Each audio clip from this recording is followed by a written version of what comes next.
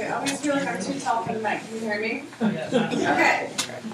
First of all, thanks for coming here instead of all the millions of other places where really good writers are reading tonight. So I was like living in fear of having like 3 of you.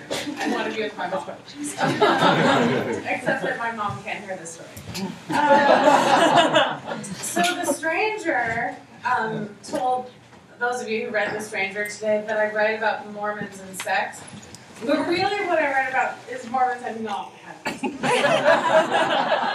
So, Kristen's is going to be a bit of a hard act to follow. I'm going to teach you a little bit of Mormon vocabulary before we begin. Okay. So if I say ward, you should not think mental ward. You should think congregation. If I say Relief Society, that's the women's organization of the Mormon Church. If I say beehive, that's the designation for all 12 and 13-year-old Mormon girls. And in the first scene that I'm going to read to you, I was really excited to become a beehive. Let's see. I think everything else is sort of self-explanatory, and beehive might be as well. I'm reading to you 2 scenes from my memoir. One starts at the very beginning in 1983. I'm just turning 12. Hopefully you're too drunk to do the math.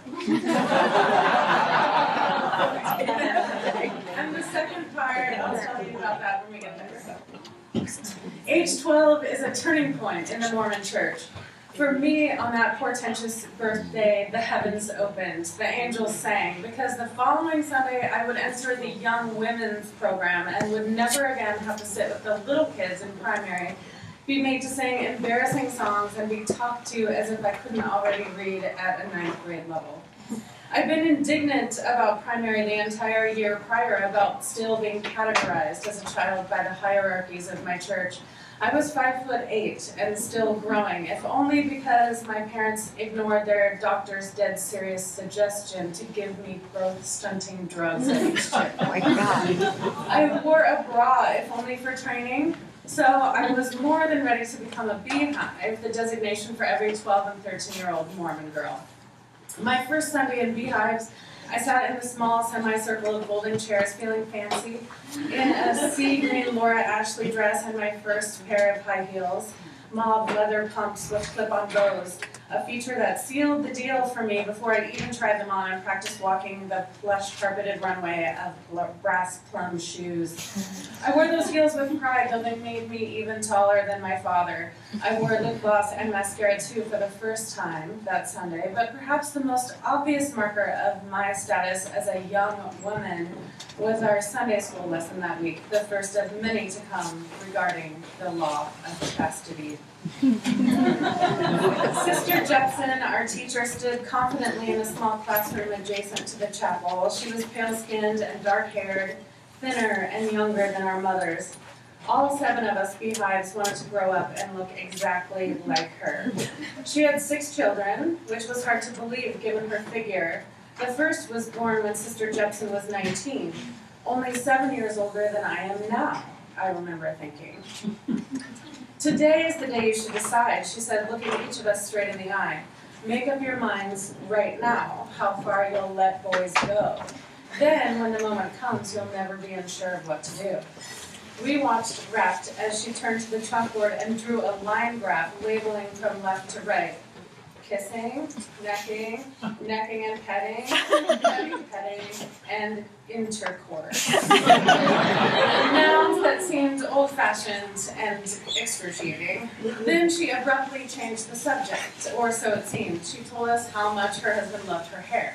She would die if she cut it, he always says, and we agreed. It was magnificent, the kind of hair we would soon be spending all our babysitting money trying to replicate via perming, diffusing, backcombing, and spraying until Aquanet seared our lungs like mustard gas.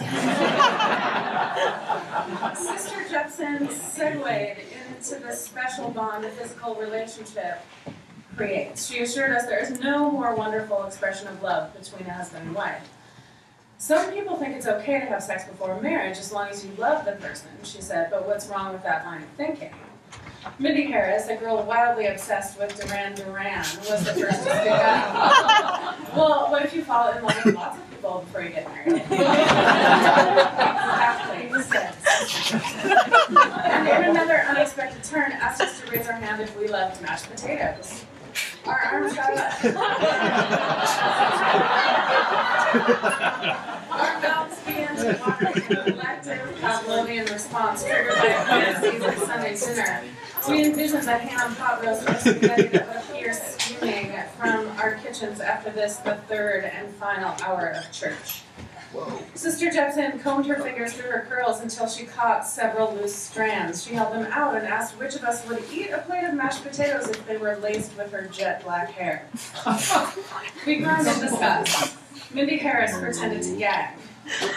Beautiful things, said Sister Jepson, in the wrong place at the wrong time can cease to be beautiful.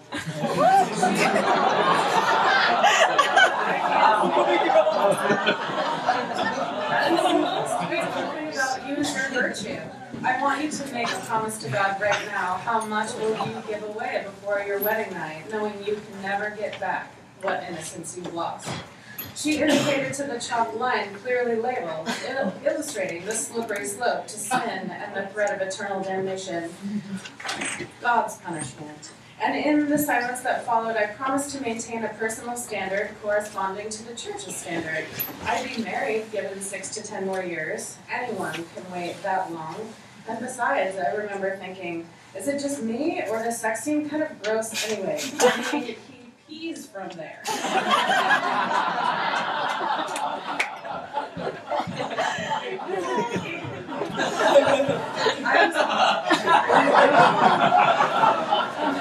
Later, in a large theater-style classroom at Brigham Young University in Provo, Utah, I am not married or even close. I am, however, in the midst of another equally enlightening lesson about sex. Psych 101 includes a unit on human development, which at the moment has us knee-deep in exhibitionism, voyeurism, and frauderism. My professor, who teaches every day in Levi's in a white dress shirt rolled at the cuffs, flips on the overhead projector. Bullet points appear on the 10-foot screen behind him. The bulb illuminates his impeccably white rockabilly pompadour. Frauderism is a paraphilic interest in rubbing, usually one's erect penis, against a non-consenting person for sexual gratification. Frauders are generally male, victims female, he says cheerfully. This is all news to me, and I'm captivated. The freakiness of it, not to mention the glamorous French spellings. Professor's voice carries to the back of the room. Although female on male, and male on male frauders exist. Whoa, I'm thinking, and ew. I copy the salient points in my notebook, unable to help myself from imagining potential questions for our upcoming exam. A frauder may attempt to rub you, in a box. A box in a house. All of the above. Frauderism usually occurs where the victim can't easily respond, our professor continues. For example, on a crowded train or bus. Suddenly there's a commotion in the back of the room. A girl has stood up from her chair abruptly. She slams her book shut, and all 200 of our heads track her furious clomping journey down the linoleum stairs. Just before reaching the door, she turns, takes a deep breath, and chucks her $75 textbook directly at our professor's head. "Here's your sex manual," she declares.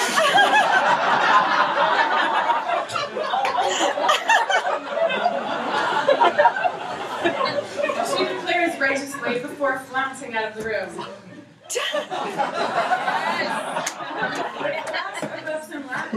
Either at her emphatic declaration or her wildness, and I cover my mouth with gleeful horror. All I can think is clearly that girl has never seen a sex manual. If she had spent her 5th grade afternoons like I had, poring over the joy of sex in my friend Jennifer's basement, she would have known the difference. This text has no earnest charcoal renderings, no stunning puffs of pubic hair. The intriguing and or perplexing sexual position, our professor picks up the textbook from the floor and says, after a pause, "I'm so grateful for that sweet sister." And then with a wink, "Her name was terrible!"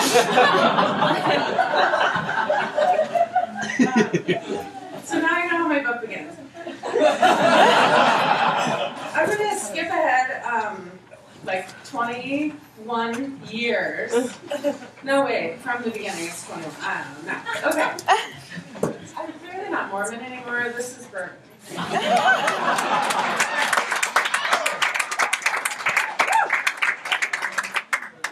At the time of this scene, it's 2004. I'm 33 years old. I'm still actively Mormon and a virgin. The scene starts with me going with my mother to a church holiday party for the women of the Lord, which you all know is the name for the congregation. I pour myself a mug of spiced apple cider and move through the throng of church ladies in the living room. Perched on the arm of the family room sofa, I'm on the periphery of a conversation that vacillates between recipes for yams and the latest Harry Potter book. I don't know anything about either subject, so I just listen and drink my cider. The woman next to me leans over. "How did you manage to get a suntan in November?" she asks. I look down at my arm, surprised any trace of it is left. "I went scuba diving in Aruba a few weeks ago for my birthday," I tell her. "Ooh, fun," she says, leaning closer. "Who'd you go with?" "Myself," I reply. After 3 full seconds of silence, she sort of laughs and says, "What a waste." I look up sharply. "A waste of what?" "Money, I'd earned it. Time, also mine, and well earned. And I'd had a glorious vacation, including a week-long PG-13 romance with an incredibly fit, trilingual, Greek Orthodox Arubian dive instructor, who also didn't drink and respected the fact, or pretended to, that he wasn't getting laid. I first saw Lorenzo on the first full day of my vacation at 8 a.m. on the dock at the marina where I checked in for my dive. He was shirtless, lean and muscular, tasked with lifting things, getting tanks of air on board and arranging bags of gear. I tried not to notice the musculature of his back, and his chest, and his legs. His dark hair was cut short enough to highlight his round, slightly comical ears. When it was time to board, I heaved over the duffel bag that contains my mask, fins, snorkel, buoyancy control vest, rash guard, board shorts, towel, sunblock, lip balm, a water bottle, wide-toothed comb, and spray-on leave-in conditioner. He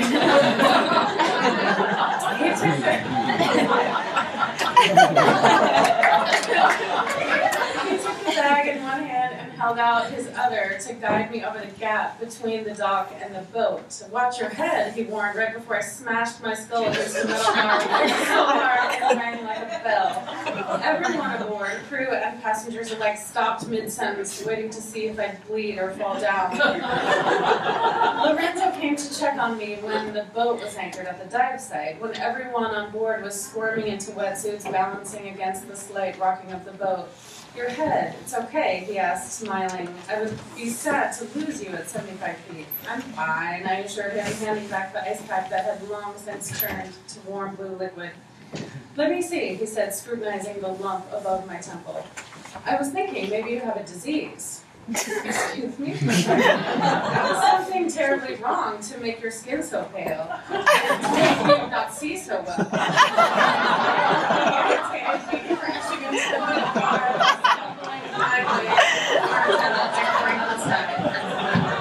"Nice," I said over his laughter, "charming." "I'm even more charming at dinner time," he assured me, handing over my fins. That night he took me dancing into a candlelit restaurant that boasts the island's most delicious plantains. Afterward, ignoring all my mother's warnings about strange men, the cover of night, foreign countries, and deserted expanses, we walked holding hands along the edge of the surf outside my hotel until Lorenzo guided me to a picnic table in front of a darkened cabana. I sat with my feet dangling. He stepped between my legs and tilted my face toward his.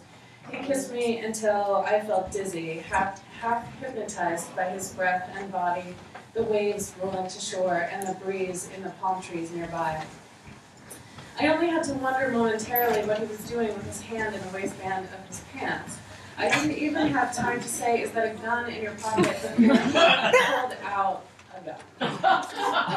He set it down on the table beside me and he leaned in again.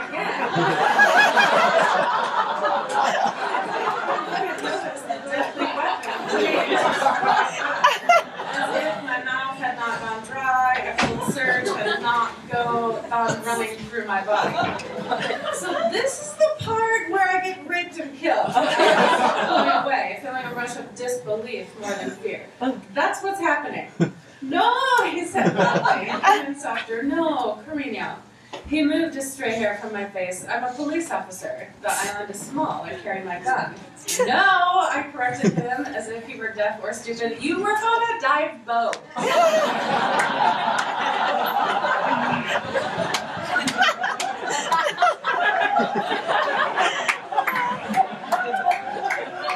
Weekends, I work on a dive boat. He put a hand over my heart. "I thought I told you this. I'm sorry to frighten you." "Why didn't you just keep it where it was?" "I was afraid you would find it on your own, and then I would be frightened." Turning a finger lightly over the bruise on my head. "Darling, you are not so coordinated."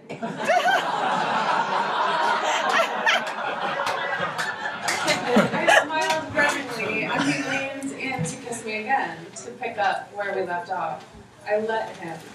And later I took him upstairs to my hotel room, gave his hands and mouth permission to wander, because he did not need anything, he said, except to please me. Because I needed so desperately to be reminded, if only for an hour, that I'm a woman. In possession. Oh, I get sad, I'm sorry.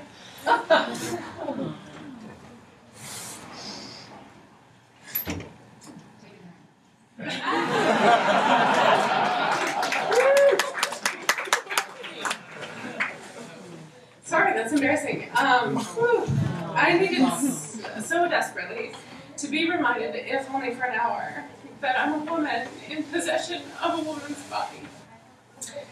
I looked back at the church lady next to me, unable to respond to "what a waste" as a conversational gambit. I don't blink either. I sit still, bug-eyed, trying to figure out something polite to say. The woman whose name I don't even know finally says, "Well, I guess I just don't like myself that much," and turns her attention elsewhere. I stand up, ostensibly to refresh my mug of spiced cider, and am intercepted by Miranda, a friend of my mother's, who greets me with a hug and "Congratulations. My mom was just telling her I've had my first poem accepted for publication." Caught up in Miranda's hug, I'm embarrassed at how emotional I feel about how much this tiny accomplishment means to me. I laugh and put a hand over my face to hide the blush that's risen to my cheeks. Miranda gives me another mom-like sideways squeeze. "I'm so happy for you," she says. Another woman from the ward walks by just then, someone I don't know well. She hasn't heard the conversation, just sees the blush in my cheeks and my bashful pride. The woman's eyes light up, and I think she's simply saying hello when she reaches for my hand, until I see the confusion on her face, until I realize she's looking for an engagement ring, the thing she's sure Miranda and I must be talking about. "It's not that," I say quickly, pulling my hand back. "I write poems. One of my poems is getting published." "Oh, like children's books?" the woman asks. "No," I say, "like sonnets, even though to be published is not a sonnet." "How nice," she says with an encouraging smile. "It's good. You have something to keep you occupied." I smile stiffly and turn away from her because I'm this far from asking what the fuck she thinks I do all day. But even through the surge of anger that's rising, I remind myself of what I know is true. She means well. They all do. These women want me to receive all of God's blessings, many of which can only be bestowed after my temple marriage. That should be my first objective. Everything I've done so far, my 2 graduate degrees, my international travels, my teaching career, my friendships, my creative pursuits, is preparing, treading water, keeping time, staying busy until real life begins. I tell my mother on the short ride home from the party the "what a waste" story, not the one about the man with the gun. I'm irritated she made me come to this party in the first place, that she can't go anywhere by herself. These are her friends. After all, this is her sisterhood, not mine. Oh, phooey, says my mother, looking over from the driver's seat. You had fun. I saw you smiling. Besides, who cares what Sister Baxter thinks? You don't even know her. I stare blankly out the window. I'm saying it's always the same. The cloud of my breath against the glass quickly fades to nothing. I'm saying I'm exhausted.